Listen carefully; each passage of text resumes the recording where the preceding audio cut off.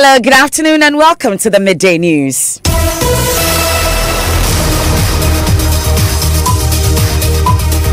This bulletin is coming to you live from our studios here at Kokomlemle in Accra on digital address GA 0993341. It's broadcasting live on Joy 99.7 FM, also live on Love 99.5 FM in Kumasi, affiliates across the country on ABN Radio in London and around the world at myjoyonline.com. The news is brought to you by Telesol 4G, proudly Ghanaian. Telesol, just a touch. UMB Bank, UMB Speed Up, Digibank, Let's Go, and Mark Auto Parts Ghana, distributors of Isuzu and Chevy cars. Mark Auto Parts Ghana, with you for the long run. Coming up in this edition, cost of some foodstuffs shooting up in the capital following recent fuel price hikes. The customers cannot buy. We beg the government to reduce fuel prices for us. They have increased it because we used to buy these for 5 Ghana cedis. Now it is 10 cedis.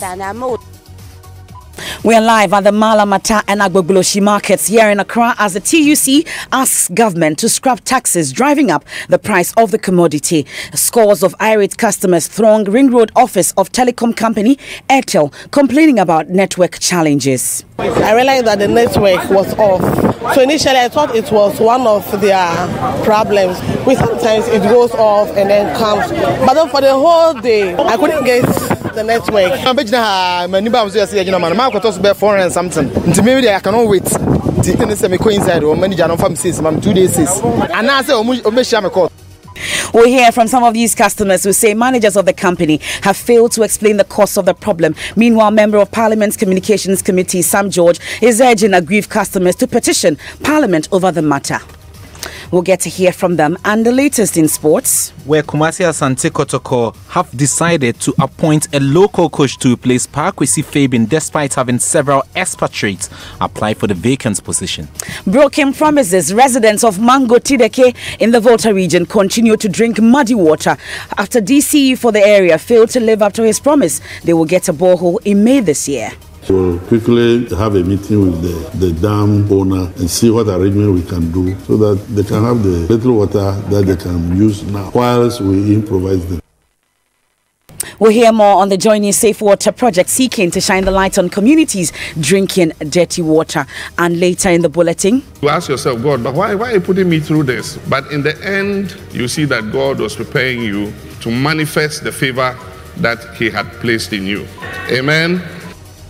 And who is the seemingly seasoned and poised preacher switching seamlessly from presidency to pulpit? We have the details here on the Midday News with me, Emefa Apau.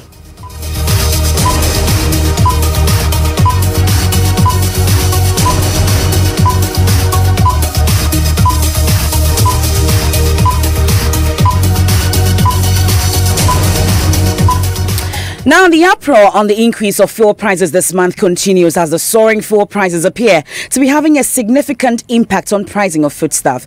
With fuel prices hiking at 5.12 cedis per litre, many market women are finding themselves at a disadvantage as drivers have increased transportation fares. Selinam Ampo visited some markets here, and here's her report. At the Malamata market, traders display their wares from fruit to vegetables, hoping to make good sales. There's worry, however, that many cannot afford to buy. Why? Food items have become awfully expensive as fuel prices have hiked. The fuel increase has really affected my work. We pick the tomatoes from Kumasi and bring it here. The drivers have increased the fares, so when we also increase our prices, the customers cannot buy. We beg the government to reduce fuel prices for us. They have increased it because we used to buy these for 5 Ghana cedis. Now it is 10 cedis. When we get customers, they are unable to afford and then they leave. The increase in fuel is really disturbing us. When fuel prices swell, it costs more to transport food from the farm to the plates. Prices of tomatoes, onions, pepper, yams and other farm produce are experiencing the ripple effects. Cars that brings the onion. Now when they bring the onion, it's like formerly it's cheap, but for now it's cost. We are losing customers. Because when a customer comes in, it's like you tell the person that this is 10 cedis, while the person knows it's 5 cedis.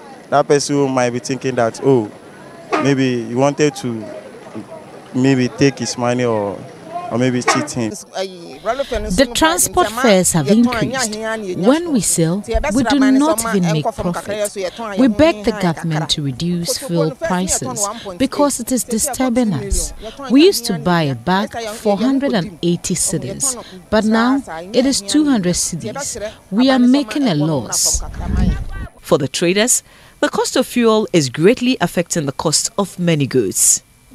Selinam Ampo's report for Joy News.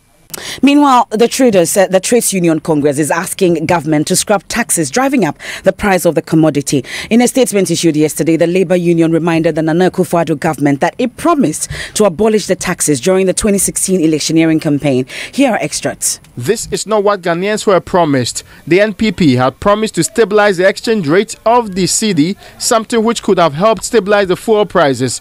Most surprisingly, the NPP government has chosen to fully pass the exchange rate losses on to Ghanaians in the form of higher and rising fuel prices. It is important for government and its functionaries to understand that in dealing with matters as important as fuel prices, we eschew conjectures. The reality is that the Mahama administration is no longer in power.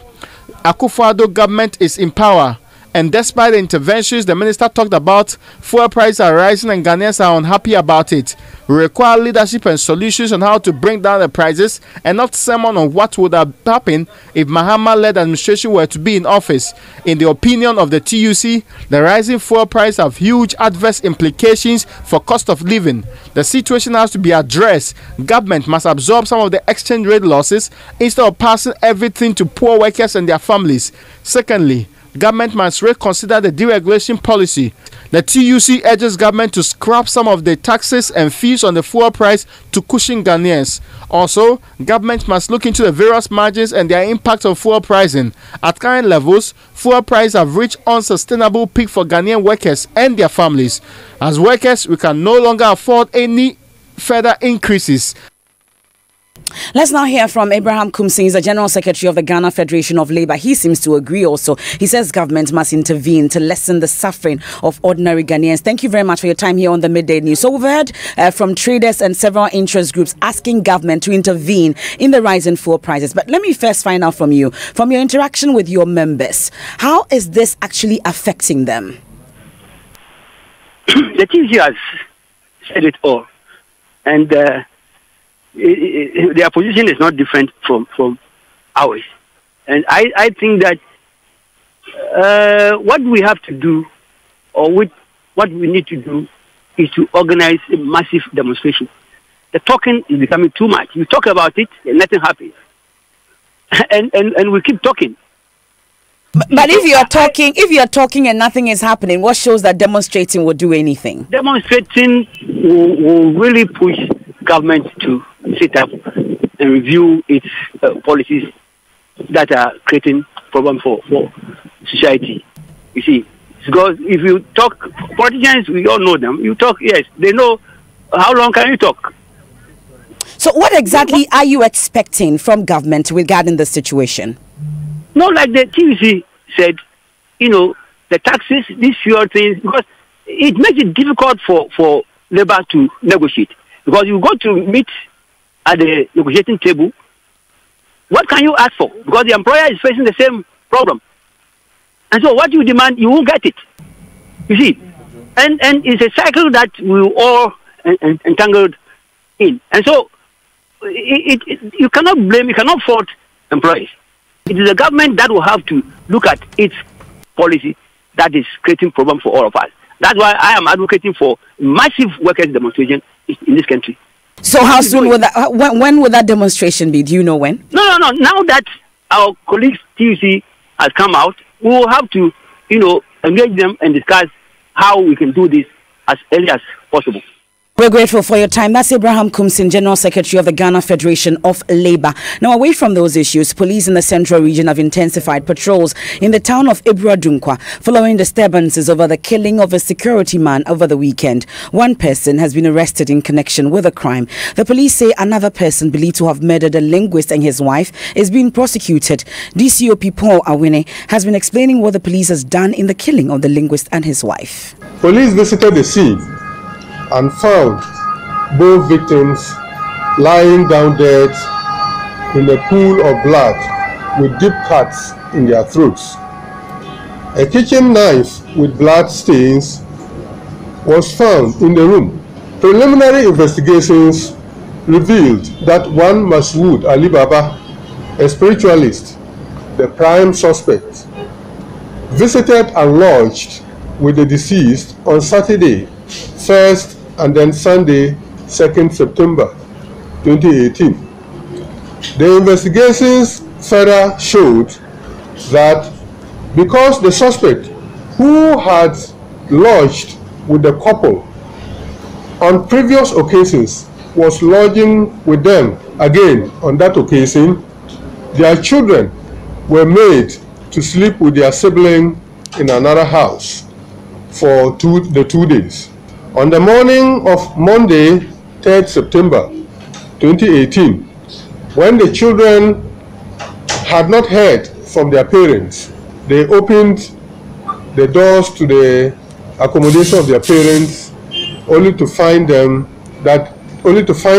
that they had been murdered. And then the suspect, Ali Baba, was nowhere to be found.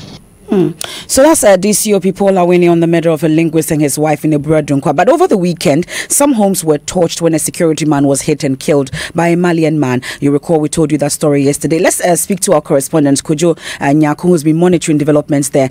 So Kojo Nyaku, we've heard the police on the linguist and the murder of the linguist and his wife. What about the other cases? Do we know what the police are doing in connection with that? Well, yesterday the police told us that they've arrested one person, and today they revealed the identity of that person. They gave the name as Ahmed.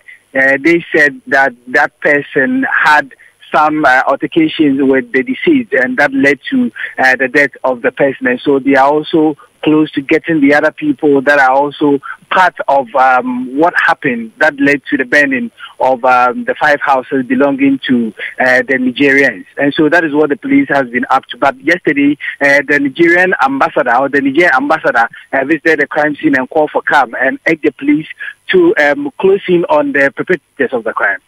The police visited the deceased house to console with the family and also to promise them that the case would be professionally investigated and the suspect brought to book. Police also met community members of the kinsmen of the suspect and then advised them to remain calm and also to help police apprehend the suspect. Meanwhile, one suspect has been arrested from Prewusi, and he is currently assisting the police in investigations. So that's the situation in Abura Dunkwa. From there, let's head to Fuase now, because we're told that an independent committee tasked to probe the shooting incident in the area in the Ashanti region over disagreements about siting a district capital has recommended the disputed capital to be sited close to Fuase and Tridie. An implementation committee has also been inaugurated to carry through recommendations of the report. You'll recall in February this year, violence erupted when residents of Fuase clashed over the relocation of the Atriman Kwamuma district capital to nearby Tridie. 4 people were killed during the protest as a police reinforcement team shot sporadically into the crowd. 7 months after the incident, Ashanti Regional Minister Simon Osei Mensah has been revealing details of the committee report at an event in the Ashanti region. Let's cross over to that event venue for update. Ohimin Teria joins us on the line with details. So Ohimin, apart from citing this disputed capital closer to the 2 communities, what more do we know? Thank you, MFA. According to the Ashanti Regional Minister, a 7-member implementation committee is to consult with the Attorney General to determine the appropriate amount to be paid as compensation in respect of the dead and injured persons.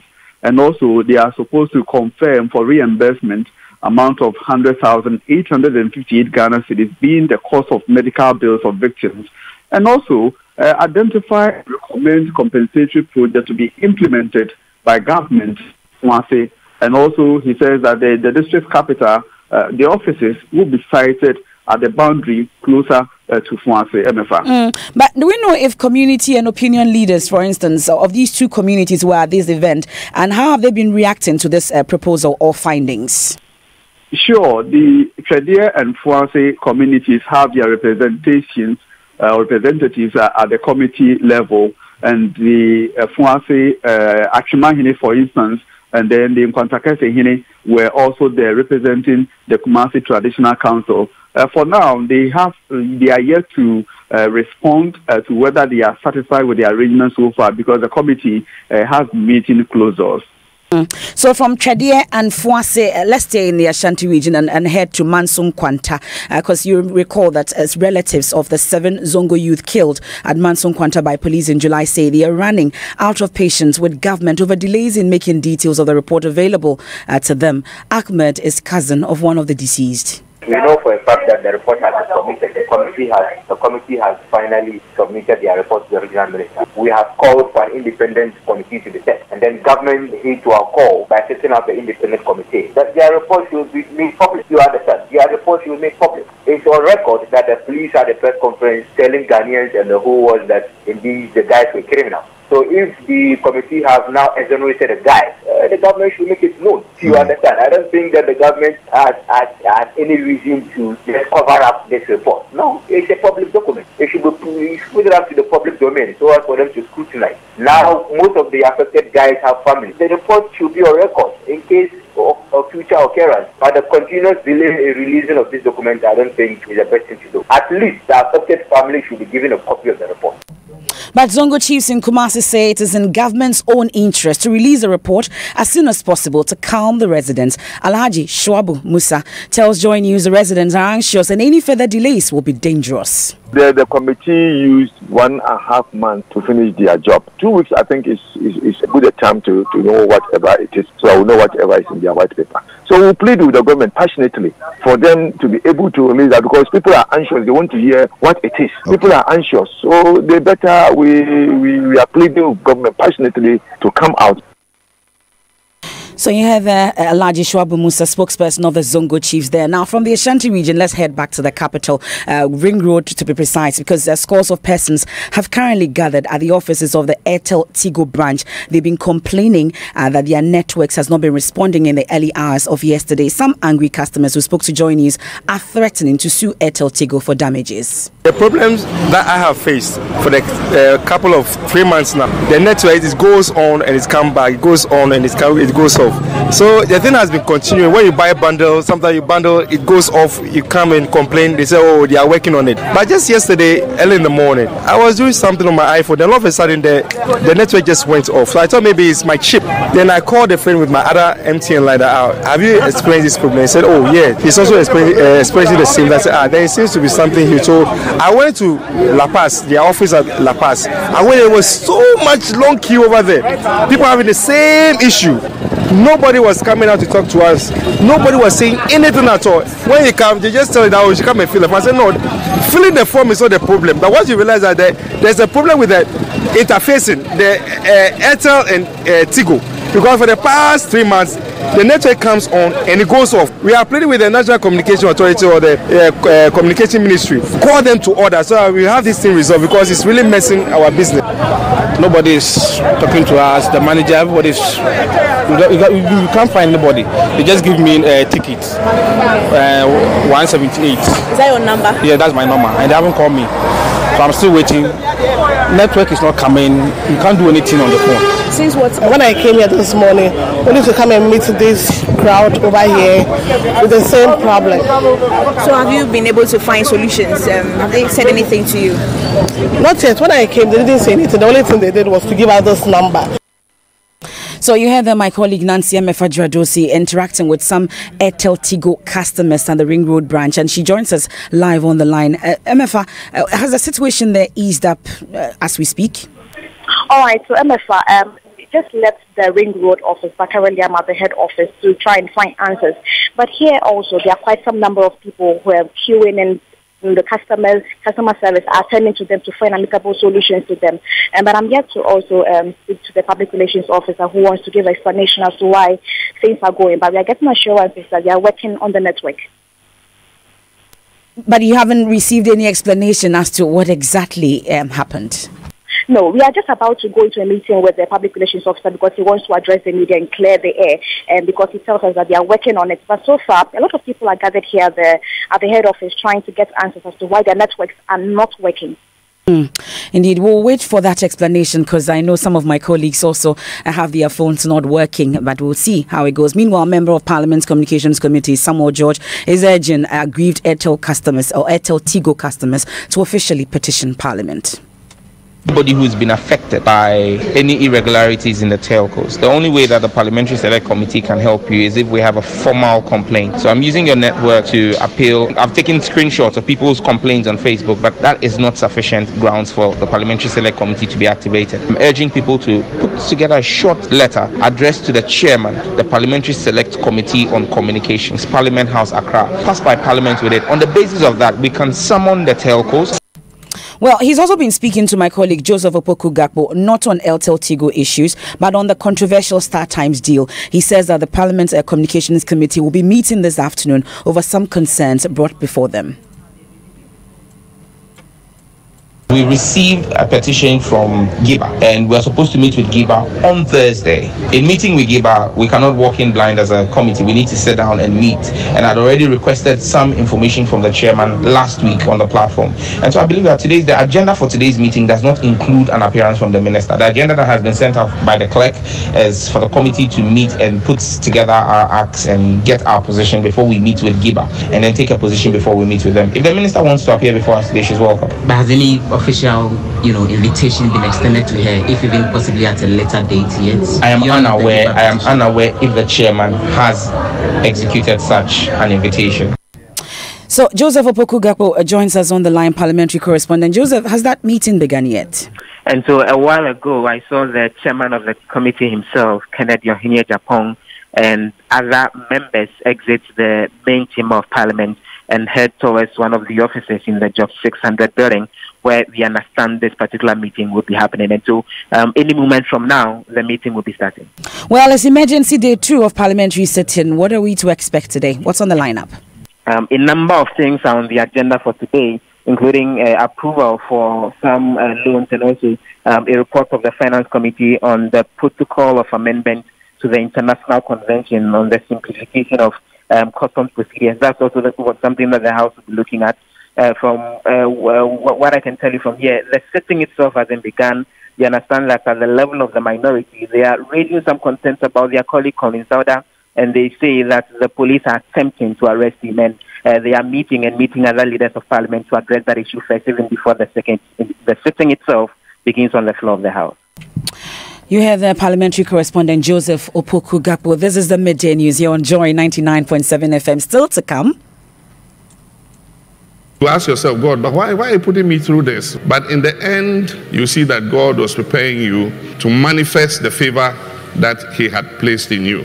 Amen. I'm sure that voice sounds familiar, but who is this seemingly seasoned and poised preacher switching seamlessly from presidency to pulpit? I'll tell you more when we return from the break. This week on the Joy Business Van, we feature Invest in Africa's Scale-Up Business of the Year, Joy Some Ghana Limited, ensuring many Ghanaians get access to water through pumps and borehole drilling. There are many people who lack a lot of basic things, and sometimes it just takes a little to make a difference and enhance the quality of somebody else's life. So, especially when it was in our area of interest, we felt that we should pursue this line. We'll hear more from the Director of Administration, Ifua Pinting, on TV, radio, online, and on ground. The Joy Business Van, powered by Joy Business and supported by EcoBank, the Pan-African Bank.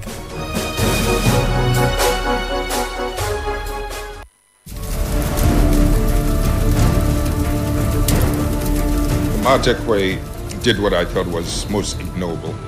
I'd known Amartya Quay as a very disciplined person, as a person who was not a liar, not a thief, a man who commanded a lot of respect, a very dedicated person. And for him to have been engaged in the misuse of soldiers, to do what he did when we came into office. Sir, with respect, if I could draw you back. Don't. I'm building it up. Who Killed the Judges? A Joy News special assignment on crimes that shook the nation. Tuesday, 2nd October 2018 on Joy News TV, Joy FM, at Dom TV, at Dom FM, and online at myjoyonline.com and multitvworld.com. Who killed the judges?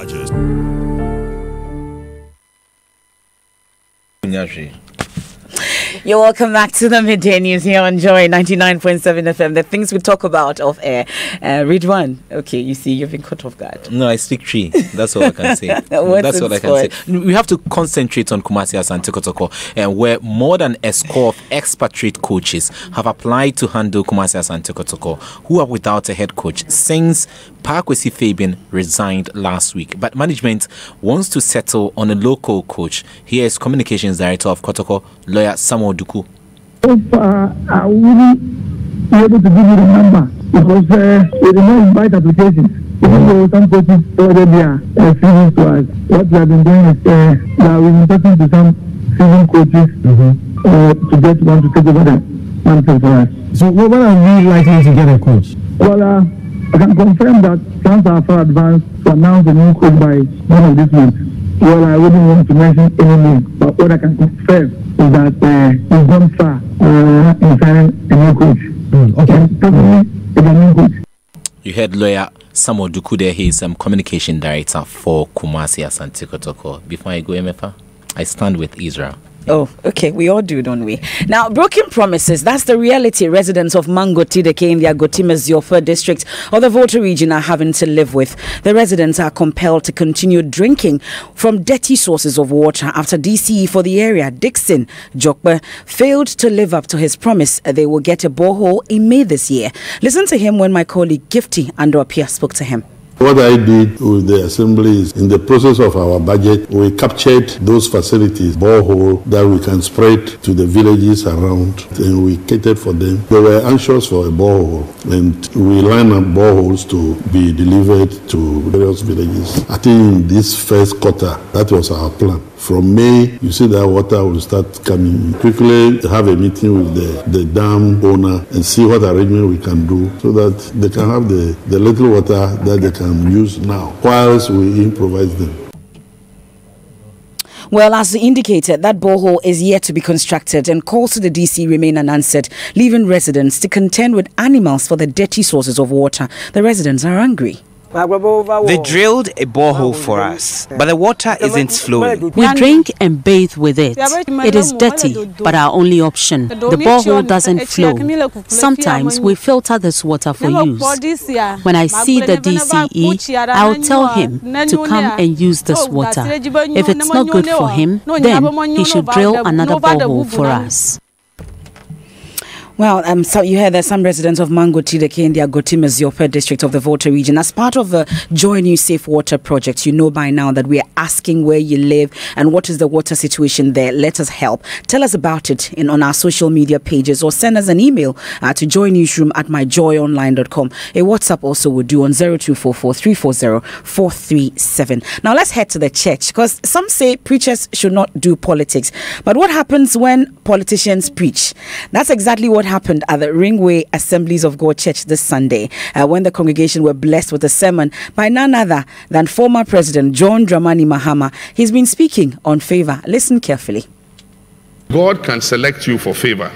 That is, if you seek his favor and if you do the things that please him.